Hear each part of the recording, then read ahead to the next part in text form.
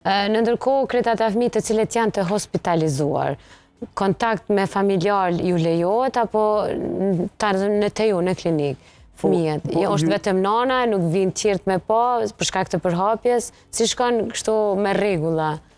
Që ka me regula... Nuk duhet as nona.